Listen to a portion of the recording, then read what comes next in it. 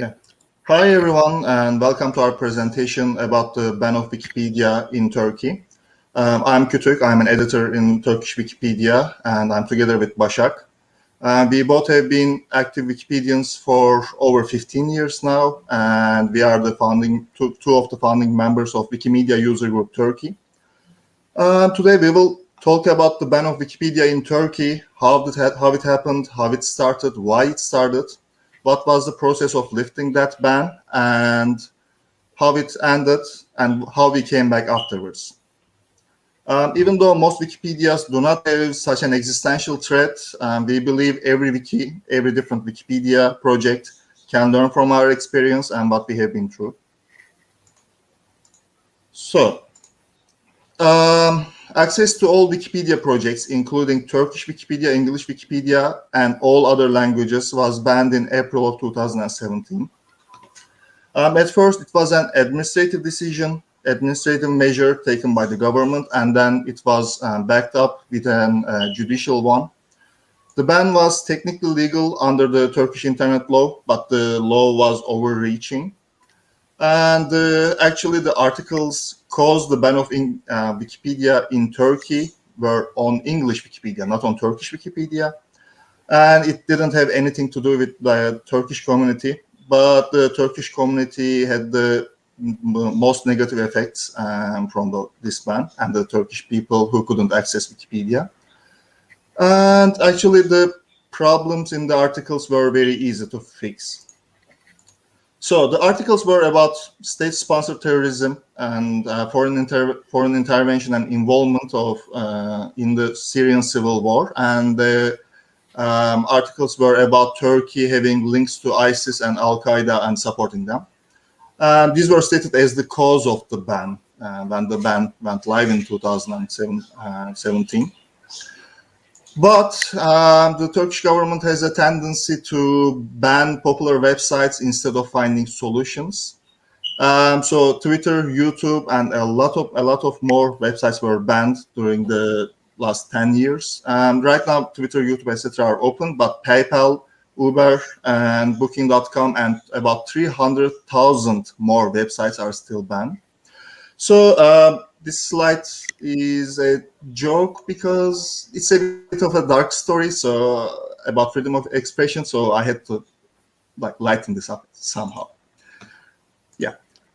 So unlike Twitter, YouTube, and other for-profit sites who try to make business in Turkey and earn money in Turkey, Wikimedia Foundation did not give up to the demands of the Turkish government at all at first. So they did not agree with the censorship of the content, and they decided to challenge the decision in courts for freedom of expression.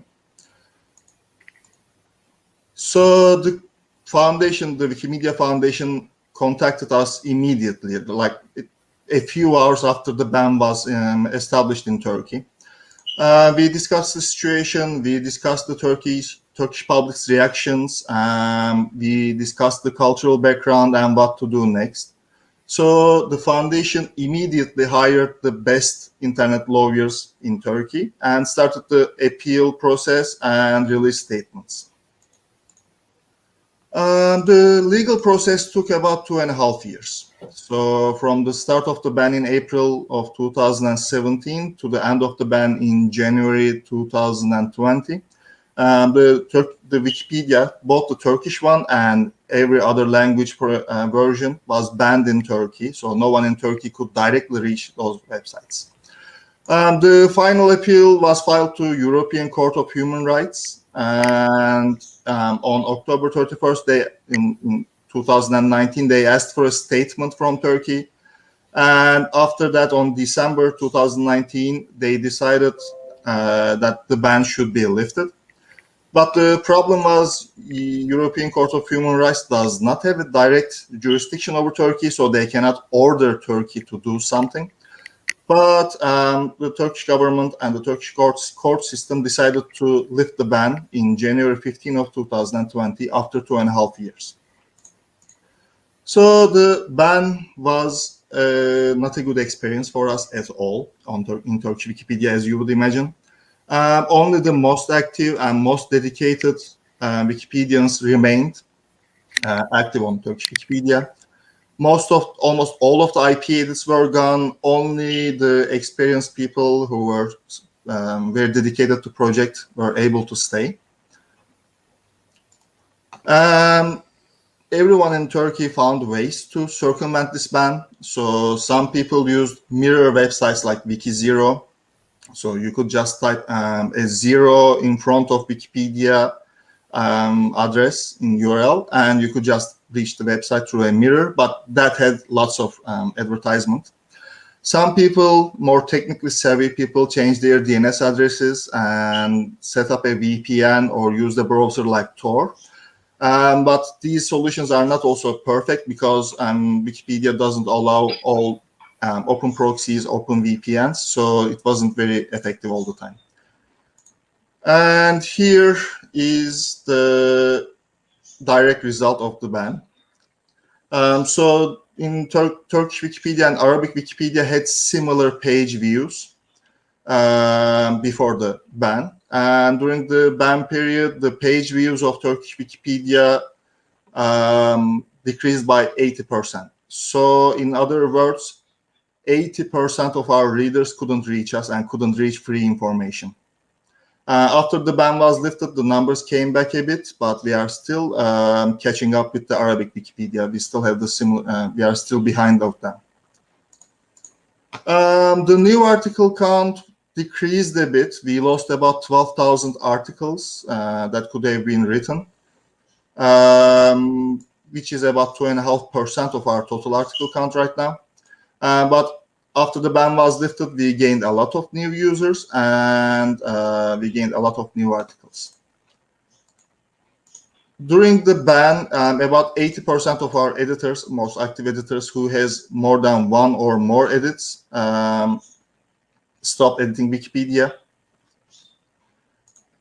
And the number of new users decreased by almost 90%, as it was very difficult to create an account, and it was very difficult to reach Wikipedia through a VPN by creating an account.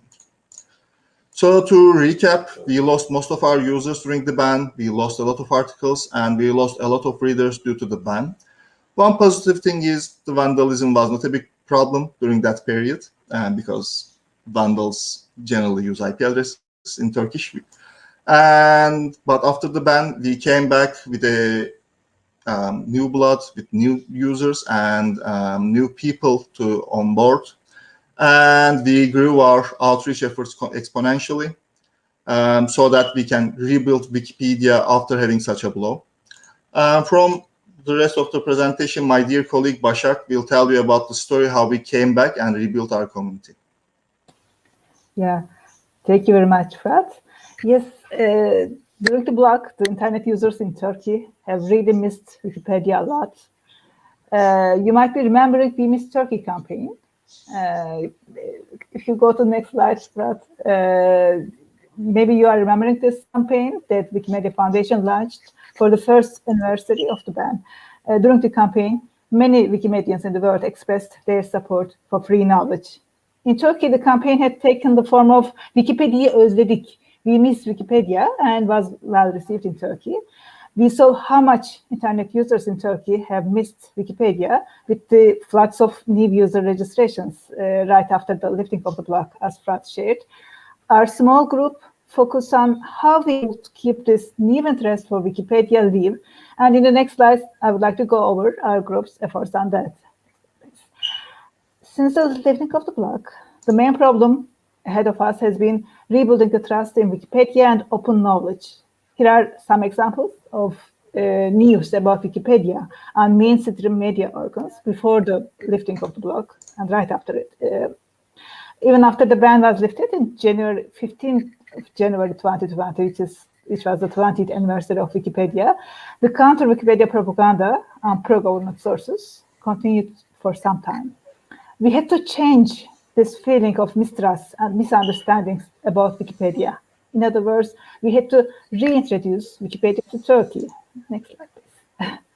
Our strategy can be summarized as next slide, as being more visible and open for being able to trust about Wikipedia. And although the site is very largely known and read by the public, the number of contributions have always been very low, and the community was never active. We, the active editors, didn't know each other, and anonymity is highly valued in Turkish Wikipedia community. I think Fırat has difficulty in changing the slides. Yeah. And we decided to change that. And we decided that it's time to show people those simple facts. Next slide. That Wikipedians are not rare unicorns, and Wikipedia is built by ordinary, good people. Still, most editors prefer remaining anonymous, but a small group of Wikipedians started out meetups and outreach activities in partnership with other organizations. What we do, in the next slide, I summarize them. We started regular online meetings called Wiki Tuesday. Editors used Telegram channel actively. Our group formed a non-profit organization. We started to meet and collaborate with other free knowledge organizations. We directly presented Wikipedia at universities and organized many activities in partnership with civil society organizations. Now I want to go over them one by one. As I said, being more visible and open was our new strategy, and we thought that first we had to learn being visible and open to each other. So we started to meet with each other. Since the lifting of the block, Wikipedians meet twice every month, and meetings are open to all. Anyone who would like to meet with Wikipedians and ask their questions are welcomed. Secondly, many active editors use Telegram actively. There are almost 200 members in our Telegram channel. Again, anyone can join the channel, and especially new editors like using this channel to ask their questions to experienced Wikipedians, and they can be part of Adopt a Wikipedian program. And in the next slides, I want to mention that another way of increasing our visibility and building trust was forming a non-profit organization. So instead of continuing our work as an informal group of volunteers, we became a registered formal organization.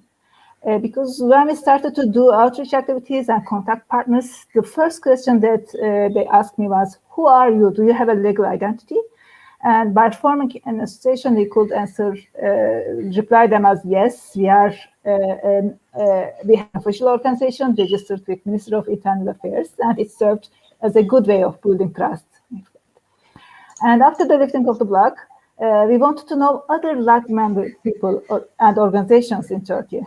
We found out that we were not alone in the universe of free knowledge.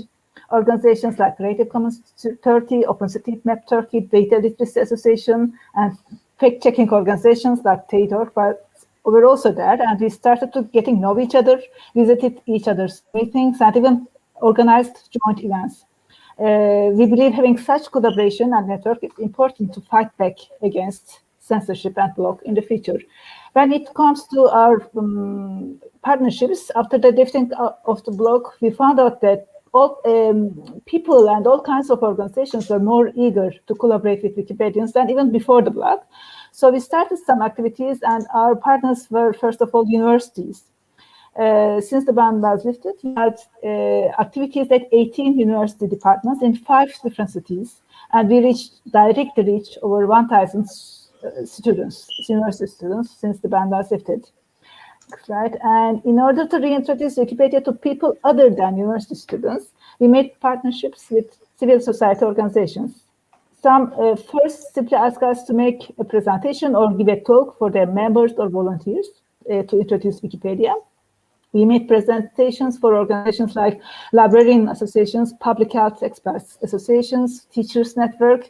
We give trainings to volunteers of city councils to improve wiki content about their cities.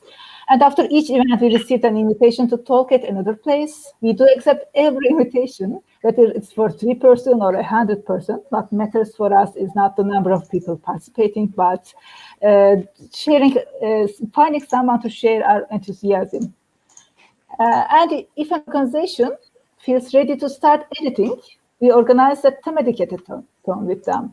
The concept of EDIT-A-THONS was welcomed very positively by organizations because it was a very good online activity to make during the pandemic.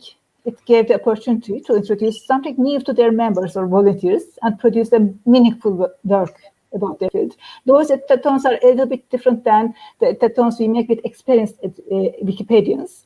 In most of them, the goal is not producing as many articles as possible, but participants create one article or 2 articles for those work.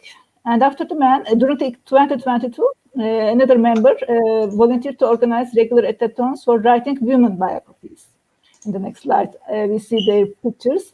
Those EDIT-A-THONS really took attention of the media. And in the next slide, we made wiki contests more visible to the public. We used the side notes displacers and sometimes sent out press bulletins to announce contests.